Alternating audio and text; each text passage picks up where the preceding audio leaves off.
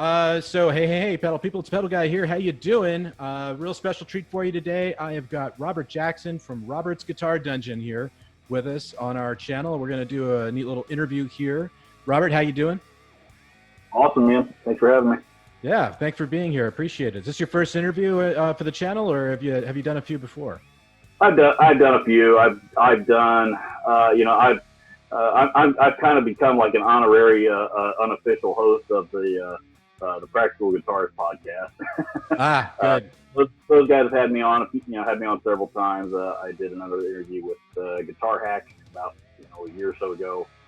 A few other channels out there have invited me on. So yeah, no, they're always fun. I always enjoy doing these. Very cool. Very cool. Yeah, I think the your channel is really interesting to me because you get a lot of attention for some of the videos for the videos that I've seen that are I think kind of a unique and very, you don't dance around the topic.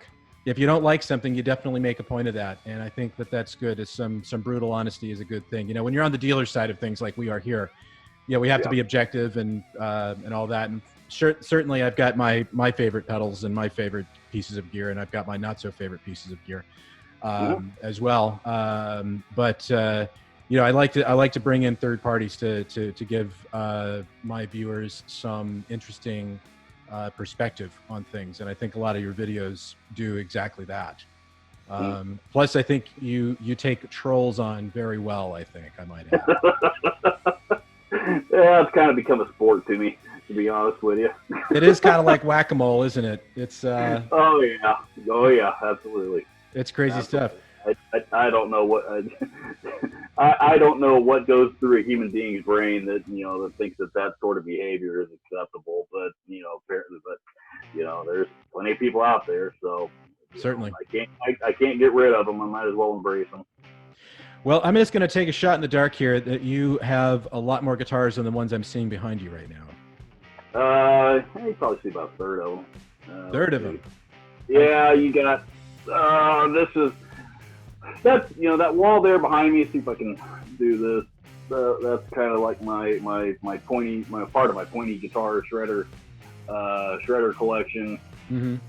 And then come over here to this wall, and my light is going to be blocking some of this. But that's all my BC Rich guitars. And yeah, I saw that Warlock back there. That's real nice. Yeah, my Gibsons and my Epiphones, and my poor excuse for a Fender collection. I got a couple of Squires because I've never really been much of a Fender guy.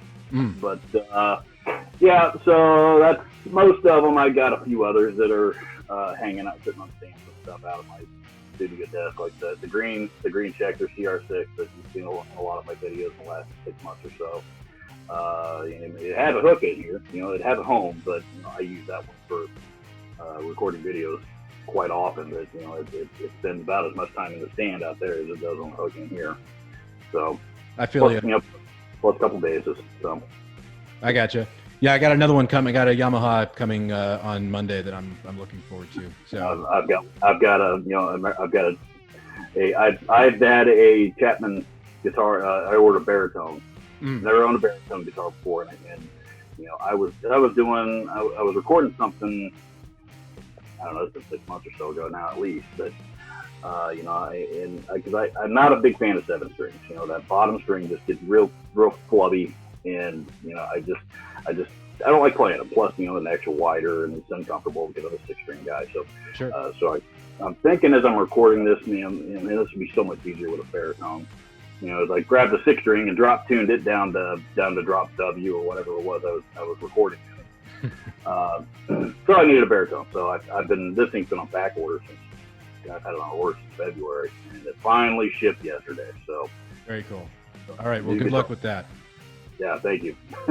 So, Robert, take us back to the beginning. So what inspired you to start a channel in the first place? I had, of course, I spent, and I've talked about this on my channel quite a bit. I was a manager at one of the Guitar Center stores for about 6 years, and it ran its course.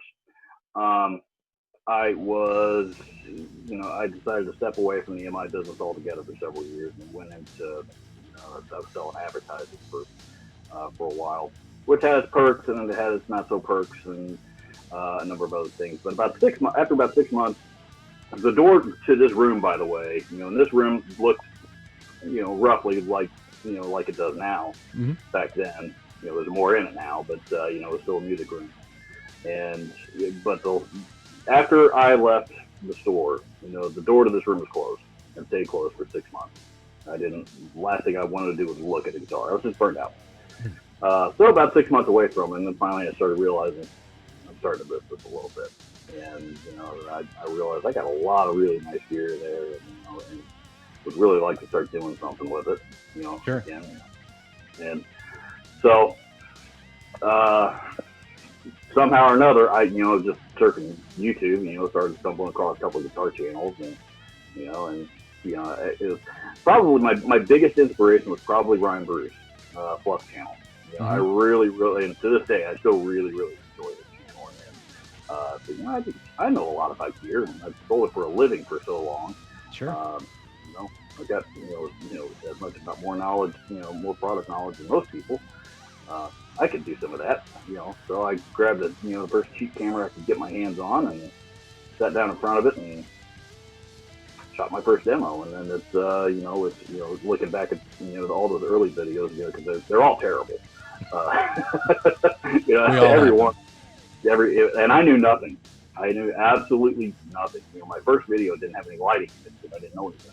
I had no video experience whatsoever. So, and if somebody, a friend of mine watched it, pointed it out, said, you need some lighting. So, just, go grab a desk lamp or something, turn it on and point it up at you before. Mm-hmm. So, so that was my lighting for a while. And, and then I found the cheapest, simplest free video editor that I could find. And I literally I didn't have anybody to mentor me. So, I literally had to learn everything, how to, operate the stupid camera and, all the specs and stuff, how to, because I needed to figure out what I needed to shop for. Sure. So, but it was that first video, just honestly just being away from the MI business long enough and wanting to do something mm-hmm. to get back involved with gear. So, I knew then, and just as I know now, I'm never going to be the greatest guitar player in the world. So people don't necessarily, I just come to my channel to check out my guitar playing. But, I love talking about gear. That's good. Like there's plenty of noodlers. So there, as I've come over the over the time that I've been doing this, there's either the riffers or the noodlers, and I think you and I are on the riffer side of things. Oh yeah. And I said people, if you want to see gear done with a great guitar player, go check out Pt1's channel, or somebody like that. Exactly. I can't do that. Yeah, exactly. I can't do what he does, but I hear you there. Yeah, I can't. I haven't been able to play like that since my teenage years. So I'm just happy being a riffer and just doing what I do. And so I really enjoy watching a lot of your videos, and especially the top 5 production guitars and best pedals and worst pedals and all that. So I guys got to fire off the question. So, what is your Desert Island 5 as far as guitars go?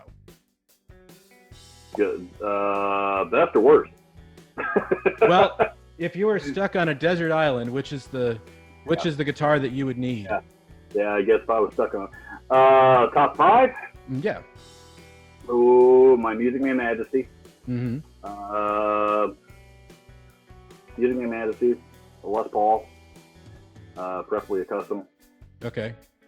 And which one would you use as a flotation device? Reverse flying V, no question. You mean the I'm with stupid guitar? You're right. Yeah. Right, to get some lawn dart. Yeah. It's pretty funny. You got one of those? Yeah. No, hell no. I wouldn't be caught dead with one of those. I think people, sometimes people bought them for the camp value more than anything, but. Well, yeah, that's, Samurai guitarist, he's got one, he loves it. Hey, different strokes for different blokes, you know. Oh yeah. I'm not criticizing anybody that happens to enjoy those guitars. I just, you know, I mean, I took one look at that thing, and I just, that's the stupidest looking guitar I you know, what was going through Henry's mind when, you know, when he said this is a good idea. Well, yeah. Anybody who could figure that out, Robert, would be able to make a lot of money as a psychologist. Oh. But okay, so on the pedal side of things, what are the pedals that are your go-to pedals? Oh boy, I've got so many of them, and you know, and they're constantly coming in and going out and stuff like that. You know, that's a rotating answer, to be honest. You know, here at my ultimate pedal board, as it sits right now on May 29th, 2020, Amp Tweaker Type Metal Pro is still the best pedal on the planet. I've never played anything cooler than that pedal. Which one was that again? Amp Tweaker Type Metal Pro. Okay, sorry, it didn't come through clear. Yeah, got it. Yep, I love that pedal. Incredible design. Not cheap, you know, they're pricey, but they're worth every dime. Very cool. Boss DD something, DD7, DD8, DD200. Mm-hmm. Love Boss Digital delays. The Digitech Lux is my favorite chorus pedal. It's a very nice one. Yeah, I use a Boss DE5 chorus ensemble I had one of those on my board for 15 years, and the Lux kicked it off. So wow. Hats off to Tom Cram on a genius design. Fantastic. If Tom sees this. Oh boy. Stage 95 I love. The overdrives are, you know what? I just did a demo. It's not up yet. In fact, I haven't edited it yet because I just recorded it this week. But there is if you haven't heard of High Wind Amplification, he's got an overdrive pedal called the Direwolf. And it's, you know, I think it's a tube screamer circuit, but it is not your average tube screamer at all. I mean, it's got a lot going on with it. It's a really, really cool pedal. It's a great overdrive. Cool. I'm going to have to check that one out. Yeah. So, you know, I could make this could turn into a pretty long list. But okay, so I'll ask you the flip side of that. Which pedals would you use to skip rocks on the water? Oh, Fuzz Factory, no question. Fuzz Factory, the Metal Muff. Nothing against, nothing against. I love electro harmonics as much as anybody else, but you know, I don't get the Metal Muff. I don't get the Metal Muff, and I love Metal Distortion. I've owned that thing 3 times, and you know, and I've tried it every which way, and you know, every setting you can think of. So I mean, that's why I made a video making fun of it. So I just can't wrap my brain around it.